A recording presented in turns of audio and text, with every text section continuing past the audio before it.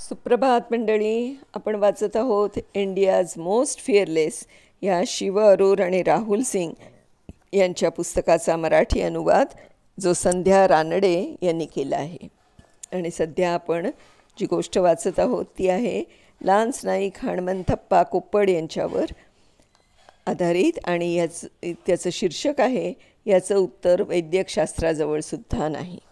आपण बघितलं कालच्या भागामध्ये की एक मोठा बर्फाचा कडा कोसळला आणि त्याखाली हे 10 सैनिक गाडले गेले.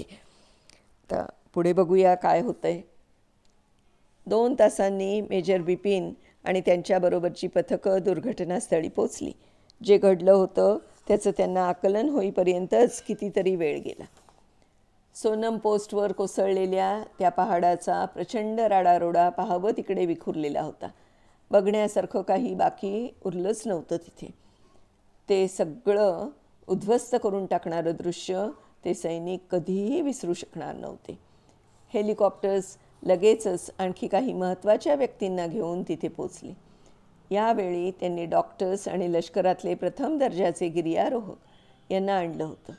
त्यांच्याबरोबर धातुशोधक उपकरणं म्हणजे मेटल डिटेक्टर्स, उत्खननासाठी आवश्यक ती साधनं आणि खास प्रशिक्षण दिलेले पहाड कोसळल्यानंतर कराव्या लागणाऱ्या शोधासाठी उपयुक्त ठरणारी कुत्री हे सगळंही आलं होतं. 3 फेब्रुवारीच्या त्या दुपारपर्यंत जवळजवळ 50 लोकांचं पथक दुर्घटनास्थळी पोचलेलं होतं.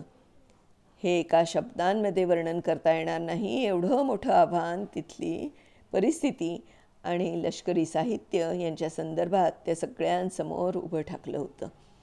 ज्या सोनम पोस्टवर जेमतेम 10 माणसं राहू शकत होती ती तर पूर्णपणे गाडली जाऊन नाहीशी झाली होतीच, पण त्या जागेवर आता बराच वेळ थांबावं लागणार असलेली 50 माणसं काम करणार होती.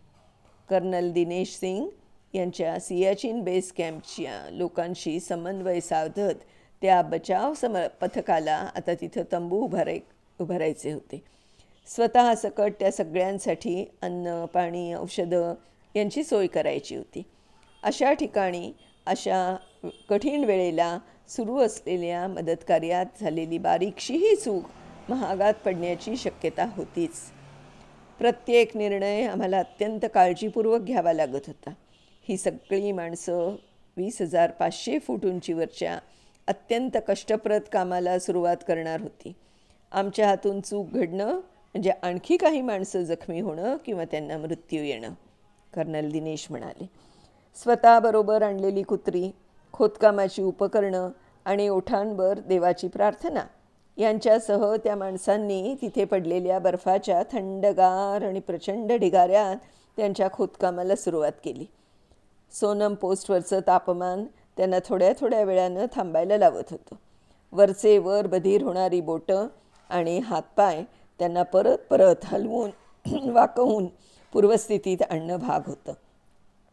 हिमदंश किंवा अत्यंत उंच प्रदेशात असल्यामुळे कुणालाही मळमळणं, इतर काही त्रास हे सगळं सुरू झालं तर बेस कॅम्पच्या लोकांवर तिथं मदतकार्य करणाऱ्या लोकांनाच मदत करण्याची आणखी एक जबाबदारी येऊन पडली असती. दुपारी 3च्या सुमाराला सोनम पोस्टवर कोसळलेल्या संकटाची कुणकुण माध्यमकर्मींना लागली. गेल्याच महिन्यात बर्फाच्या पहाडाखाली सापडून 4 सैनिकांचा मृत्यू झाल्याची बातमी त्यांनी दिली होती आणि आता ह्या दुर्घटनेची माहिती चालू असलेल्या कार्यक्रमांच्या मध्ये द्यायची वेळ त्यांच्यावर आली होती. सगळ्यांना सुन्न करून टाकणारी दुष्ट बातमी. 20,500 फुटांवर सुरू असलेलं मदतकार्य सूर्यास्तापर्यंत चाललं. हळूहळू अंधार पसरला आणि पुन्हा नव्यानं बर्फवृष्टी सुरू झाली. तिच्या साथीला होते अत्यंत वेगाने वाहणारे क्रूर वारे. मदतकार्य थांबवून त्या सगळ्यांनाच तंबूत जाऊन संरक्षण घेणं भाग पडलं. रात्रभर सगळेच अस्वस्थ होते. थंडगार वाऱ्यांचे बाहेरून तंबूवर पसरणारे फटकारे असह्य तर होतेच, पण शोध घेण्याचं काम थांबवावं लागल्यामुळे वाया जाणारा प्रत्येक क्षण त्या ढिगाऱ्याखालच्या सैनिकांना मृत्यूच्या दिशेने ढकलत होता. म्हणजे मृत्यूनं एव्हाना त्यांच्यावर घाला घातलेला नसेल तर ही बोचही त्यांच्या मनाला लागलेली होतीच. 4 फेब्रुवारी उजाडला. दिवस उजाडल्याबरोबर सगळ्यांनी कामाला पुन्हा सुरुवात केली. 11 वाजून गेल्यानंतर दिल्लीतल्या लष्कराच्या मुख्यालयामधून सोनम पोस्टवर सुरू असलेल्या मदतकार्याची माहिती प्रथम देशाच्या जनतेला दिली गेली. अशी माहिती जी काही दिवसात संपूर्ण देशालाच मंत्रमुग्ध करून टाकणार होती. 4 फेब्रुवारीलाच बर्फाचे ढिगाऱ्यात चालू असलेला खोदकामातून मदत करणाऱ्या पथकाच्या हाती काहीच लागत नव्हतं. काहीही दिसत नव्हतं आणि कसला आवाजही येत नव्हता. परिस्थिती कितीही हाताबाहेर जात असली, निराशाजनक असली, तरीही आशा कधीच सोडायची नाही अशी शिकवण मिळालेली ही माणसंसुद्धा बर्फाच्या आत पूर्ण 1 दिवस राहिलेली माणसं जिवंत असतील की नाही याविषयी साशंक होत चालली होती. ही फक्त काळाबरोबर शर्यत चालली आहे का आपली, की फक्त मृतदेह बाहेर काढण्याचा खटाटोप आहे हा, त्यांना काहीच कळत नव्हतं. पण त्याने त्यांच्या कामात फरक काहीच पडणार नव्हता, कारण भारतीय लष्कर स्वतःच्या माणसांना मागे टाकून कधीच पुढे जात नाही. आणि मग अचानकच ध्यानीमनी नसताना बर्फ खोदत असलेल्या एका माणसाजवळच्या रेडिओतून तुटक तुटक आवाज यायला लागला. तो आवाज शिपाई रामामूर्ती यांचा होता. गुडीसानातनपल्ली या तामिळनाडूमधल्याच खेड्यातल्या या शिपायालासुद्धा हवालदार इलुमलाई यांच्यासारखाच स्वतःचा रेडिओ सापडला होता. स्वतःचा आवाज बाहेरच्या लोकांपर्यंत पोचवण्यात त्यांना यश आलं होतं. सोनम पोस्टला आल्यापासून मदतकार्य करणाऱ्या पथकाला अजूनपर्यंत एकदाही इलुमलाई यांच्याशी संपर्क साधता आला नव्हता. त्यामुळे पथकातील लोकांच्या मनात येणाऱ्या नाना शंकाकुशंकांनी ते अधिकच घाबरून गेले होते. पण तरीही त्यांनी काम थांबवलं तर नव्हतंच, पण त्यांच्या कामाचा वेगही त्यांनी कमी केला नव्हता. रामामूर्तींचा आवाज ऐकला आणि सोनम पोस्टवर काम करत असलेल्या पथकाच्या आनंदाला पारावार उरला नाही. शंकाकुशंकांची आणि निराशेची मनावर चढत चाललेली जळमटं त्यांनी ताबडतोब झटकून टाकली. त्यांनी त्यांच्या कामाची गती आणखी वाढवली. बर्फाखाली असलेल्या रामामूर्ती यांची नेमकी जागा शोधून काढण्याचाच प्रत्येकजण प्रयत्न करत होता. ते आमच्याशी जवळजवळ 2 तास संपर्कात राहिले, पण ते नेमके कुठे आहेत ते आम्हाला सांगू शकत नव्हते, कर्नल दिनेश म्हणाले. कर्नलच्या मनाचा सल, मनाची खंत त्यांच्या आवाजातून सतत डोकवत होती. त्याने खूप प्रयत्न केला, पण आम्हाला तो त्याची जागा कुठे होती त्याची कल्पनाच देऊ शकत नव्हता. तो कदाचित पालथाही पडलेला असू शकत असता.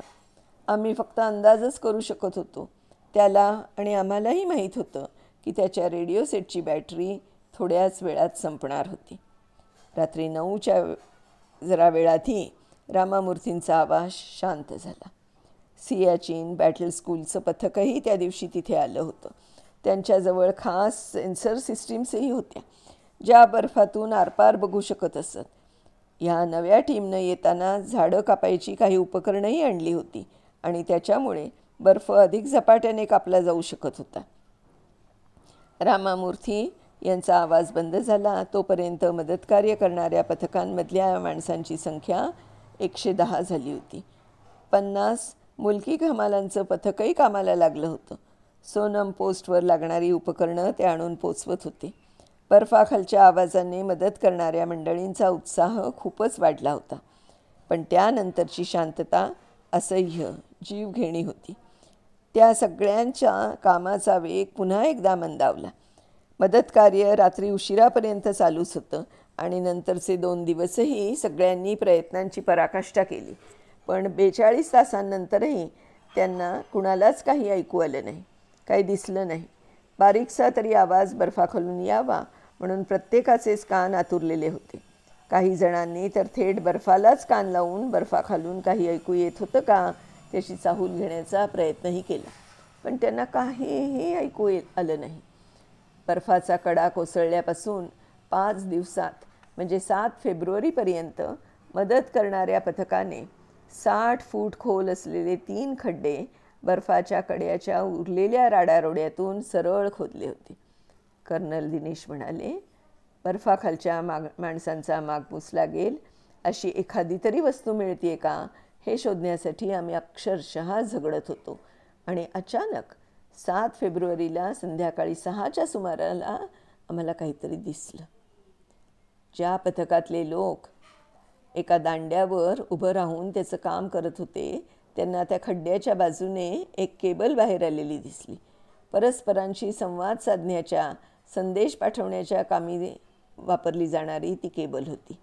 5 दिवस खणल्यानंतर दृष्टीला पडलेली ती एकमेव वस्तू होती.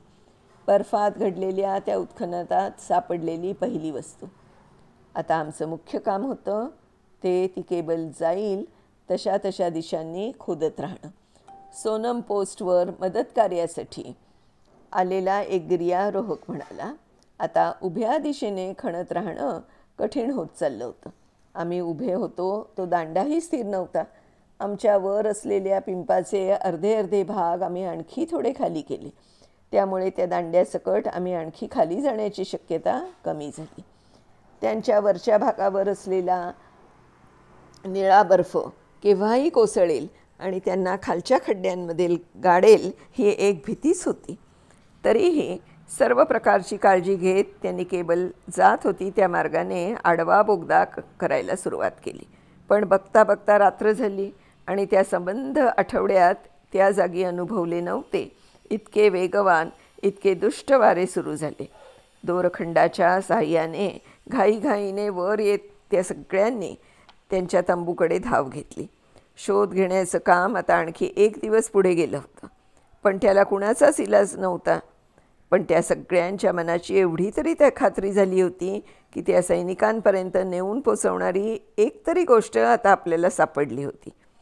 त्या रात्री एखाद दुसरी व्यक्तीच झोपू शकली. 8 फेब्रुवारीचा दिवस उजाडला. प्रकाशाच्या पहिल्या वहिल्या किरणांचीच वाट पाहत असलेले सगळेजण पुन्हा एकदा कामाला लागले.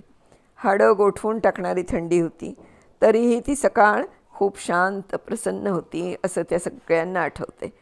कडा कोसळलेल्या त्या पर्वतरांगांच्या सावलीतूनही कुठल्या तरी आशेचं, शुभघटनेचे किरण डोकावत असल्यासारखं वाटत होतं त्यांना. हळूहळू पावलं टाकत ते त्यांच्या कामाच्या जागी गेले आणि परत एकदा त्या दांड्यावर वाकून उभं राहत त्यांनी बोगदा ती केबल जाईल तसा खोदायला सुरुवात केली. त्या बोगद्यात थंडगार काळोख होता. त्यांच्या हेल्मेटवरच्या खास हॉलोजनच्या दिव्यांचा मंद प्रकाश त्या टणक आकार उकार नसलेल्या बर्फावर पडला होता. 8 फेब्रुवारीच्या त्या दुपारपर्यंत तरी त्यांच्या हाती काहीही लागलं नव्हतं. दुपारी मात्र त्या पथकाला अचानक जे काही दिसलं त्यानं ते सगळेच थक्क झाले होते. अखंडपणे आडव्या दिशेने बर्फात खोदत राहिल्याने त्या ठिकाणी जो मार्ग तयार झाला होता तिथे त्यांना तंबूचा एक तुकडा मिळाला. तिथून कुठलाही आवाज येत नव्हता. पण तरीही त्यांना मनातून खात्री वाटत होती की ज्या माणसांचा शोध ते अथकपणे गेले 6 दिवस घेत होते ती माणसं इथे जवळपासच कुठेतरी असणार होती. पुढचे 5 तास ते सगळे सतत खोदत राहिले होते. तेव्हा कुठे त्यांना बर्फानं भरलेला तंबू थेटपणे दिसला होता. बर्फाच्या हलण्यामुळे ते उभे राहिले होते त्या दांड्यानेही कुरकुरल्यासारखा आवाज केला आणि त्याच वेळी त्यांना तिथला पहिला मृतदेह दिसला. 6 दिवस बर्फात सतत शोध घेतल्यानंतर त्या 10 जणांपैकी फक्त एक माणूस त्यांना तिथे सापडला होता. तिथल्या तंबूमधून अत्यंत काळजीपूर्वक त्यांनी तो मृतदेह बाहेर काढला. थंड, कडक झालेला अचेतन देह. त्यानंतर 3 तासांच्या प्रयत्नांनी दुसरा मृतदेह मिळाला होता. तंबूच्या आत खोलवर असलेला, पण तो देह बाहेर काढण्यासाठी त्यांनी तो काळजीपूर्वक उचलला आणि त्यानंतर त्यांनी जे पाहिलं त्यानं ते अक्षरशः अवाक झाले. त्या सैनिकांचा श्वासोश्वास चालू होता. त्याला तिथून ताबडतोब बाहेर काढण्याच्या दृष्टीनं सगळी तयारी केली गेली आणि तिथे खोदलेल्या आडव्या बोगद्यातून त्यांनी त्या सैनिकाला अलगद बाहेर घेतलं. त्यानंतर तिथल्या गिर्यारोहकांपैकी एकाच्या पाठीवर त्याला घट्ट बांधून त्या दांड्यावरून बाहेर काढलं गेलं. तो सैनिक होता लान्स नाईक हणमंथप्पा कोप्पड. कर्नाटकातल्या धारवाड जिल्ह्यातल्या या सैनिकाला तो कित्येक फूट खोल काढला गेला असतानाही जिवंत आणि भानावर असलेल्या स्थितीत बाहेर काढण्यात मदत कार्य करणाऱ्या पथकाला यश आलं होतं. स्वतःच्या घरापासून दूर आणि 25 फूट खोल असलेल्या जीवघेण्या बर्फात तो 144 तास पडून होता. पण सगळ्यांना वाटलेलं आश्चर्य आणि अविश्वास या भावना त्यावेळी गुंडाळून ठेवल्या गेल्या. शक्य तेवढ्या लवकर आणि अलगदपणे त्याला सुखरूप जागी ठेवणं ह्याच विचाराला त्यावेळी सगळ्यांच्या दृष्टीनं प्राधान्य होतं.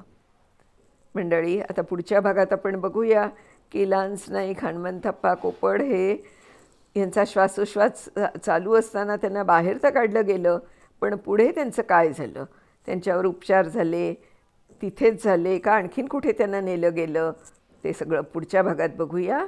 तोपर्यंत बाय बाय.